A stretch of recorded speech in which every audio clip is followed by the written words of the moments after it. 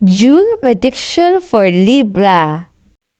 Ang horoscope ng Libra para sa Hunyo 2025 ay nagmumungkahi na panatiling kalmado.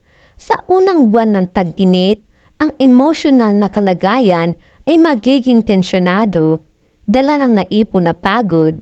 Mahalaga na iwasan ang mga hindi kinakailangang pasanin. Mas mabuting ipagpaliban ang mahalagang bagay.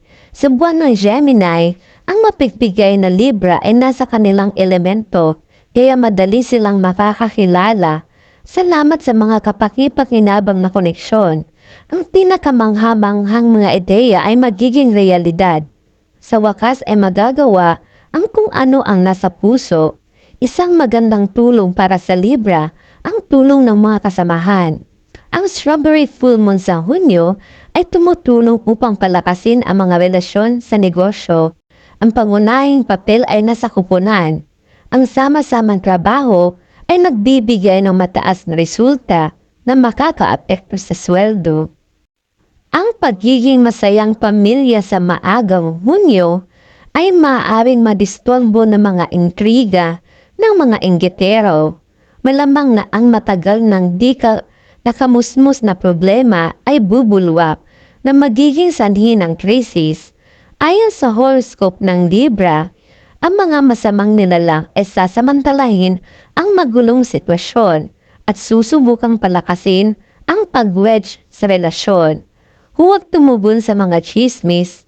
Kailangan mong makinig lamang sa iyong puso dahil ang mga pagbabago sa kalagitnaan ng buwan ay hindi maiiwasan. Ngunit ang bawat isa ay may karapatang gumawa ng kanilang pagpili. Ang mood ng tag-init ay nag-uudyok ng pagnanais na mamuhay sa isang bagong paraan. Iniiwan ang bigat ng mga nakaraang problema. Ayon sa pangkalahatang horoscope ng Libra sa Hunyo 2025, ang mga inobasyon ay nakikita na kalmado. Ang pag-aangkop ay magiging madali.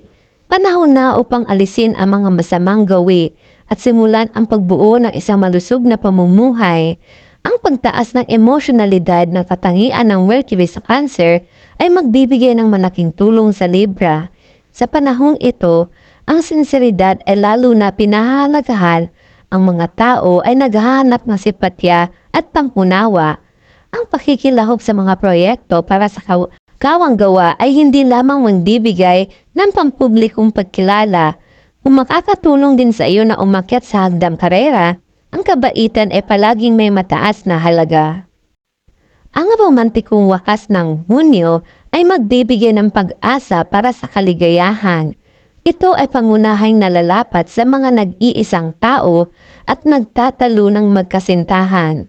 Ang horoscope ng Hunyo para sa Libra ay nagmumungkahi ng paggamit ng bawat pagkakataon upang magpahinga. Sa mataas na posibilidad, isang malas na pagkakatagpo ang magaganap at ang mga tao sa isang relasyon ay mapapaniwala sa lakas ng kanilang mga damdamin. Ang pagsangkot ng Mars sa Virgo ay nagbibigay ng kaayusan sa mga pag-iisip.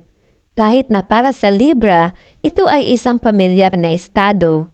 Gayunpaman, isang magandang pagkakataon ang dumating upang subukan ang iyong sarili bilang isang tagapayo. Maaari mong ipagpatuloy ang pagkakaroon ng kapangyarihan sa mga naatrasadong empleyado. Ang mga boss ay tiyak na mapapansin ang ganitong inisyatiba kahit na hindi sa anyo ng material na gantimpala, kundi sa pamamagitan ng pagpapahayag ng pasasalamat. June prediction for Scorpio. Ang horoscope ng Scorpio para sa Hunyo 2025 ay nangangako ng isang bagyo ng mga damdamin. Sa anticipation ng mga bakasyon sa tag-init, mahalagang alagaan ang organisasyon ng libangan. Kung ang posisyon ng satellite ay nananatiling bakante, kailangan mong simulan ang paghahanap para dito. Marahil ang pag-ibig ay nasa pintuan na. Ang impluwensya ng araw sa tanda ng Gemini ay isinasalaysay sa pagtaas ng pagkabahala. Sobrang daming impormasyon. Sa isang makapangyarihang agos na mahirap na bigahan, dapat tumuon ang Scorpio sa pinakamahalagang bagay, nang hindi nababahala ng mga hindi kinakailangang kasinungalingan. Ang progreso ay darating pagkatapos ng strawberry full moon sa Hunyo. Kapag makakuha ang Scorpio ng pangalawang hangin, ang buhay ay umunlad ayon sa isang positibong senaryo. Nagtapon ng mga bagong pagkakataon, mahahalagahang pagpupulong at kumikitang alok ang inaasahan. Ang mga nakakalitong desisyon sa mga unang araw ng Hunyo ay maaaring magdulot ng problema. Kailangan mo sundan ang mga pangyayari, makinig sa payo ng mga otoridad. Ayon sa horoscope ng Scorpio, walang aksidente. Bawat pangyayari ay may dahilan. Kung may pagkakataon kang makakuha ng promosyon, huwag ka agad makisali sa laban. Kailangan mo munang suriin ang iyong mga kakayahan dahil ang Venus sa Aries ay may hilig na lumabag sa mga patakaran. Ang Scorpio ay magiging napaka-independent. Ang pinataas na self-esteem ay maaaring magpalabo ng isipan at magtanggal ng objetibidad. Huwag kang makisali sa mga mapanganib na proyekto para lamang sa pansamantalang kaluwalhatian.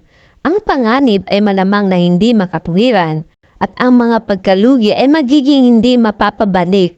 Hindi mo kailangang lumikha ng mga hindi kinakailangang komplikasyon para sa iyong sarili. Ang buhay sa gitna ng buwan ay nakakakuha ng momentum. Kinakailangan itong sundan ang itinatag na ritmo. Marahil mas madali itong gawin kung aayusin mo ang iyong mga plano at aalisin ang lahat ng labis. Ayon sa pangkalahatang horoscope ng Scorpio ngayong Hunyo 2025, hindi katanggap-tanggap ang manatiling stagnant. Mga toxic na tao, hindi malusog na attachments, basura sa bahay at sa desktop. May kabuluhan bang dalhin ang pasanay na ito? Ang Scorpio ay nakilala sa katapangan, kaya't agad siyang pumapasok sa gitna ng mga bagay-bagay dahil ang Mercury sa Cancer ay nakatutok sa pang-araw-araw na buhay at pamilya. Ang mga interes ay mabubuo sa planong ito. Panahon na upang i-promote ang iyong vlog. Puno ng mga paksa tungkol sa pagiging magulang at pagluluto, maaari ka rin magsimulang magtipon ng family tree. Ang impormasyong ito ay magiging kapaki-pakinabang sa lalong madaling panahon. Ang kalmado ng katapusan ng Hunyo ay magpapatibay ng tiwala na may magandang hinaharap na naghihintay. Ang mga pagkakataong lumitaw ay ginagamit ng may pinakamataas na bisa at nagkaroon ng kalinawan sa mga relasyon sa iba. Ayon sa horoscope ng Hunyo, ang buhay ay tila isang para sa Scorpio. Panahon na upang magpahinga mula sa negosyo at tilaan ang oras sa pag-relax. Sa kaso ng puwersang major, ang interbensyon ng Mars sa Virgo ay magiging kapaki-pakinabang. Bagaman hindi gustong magpansin ng mga Scorpio sa mga detalye, sila ay may pagkamatyagas na magtrabaho sa mga pagkakamali at magiging labis na disiplinado. Sa panahong ito, pinakamainam na gawin ang mga nakakaboring na bagay tulad ng pagbabalanse, pagsasaayos ng mga lumang dokumento at pakikipag-ugnayan sa iba't ibang otoridad. Ang lahat pong ito ay gabay po lamang. Ugaliin po natin magdasal palagi upang buhay ay bumuti. Kung may katanungan kayo tungkol sa inyong zodiac sign, mag-comment lamang po sa baba para magawan po natin ng video para sa next vlog ko. Thank you for watching!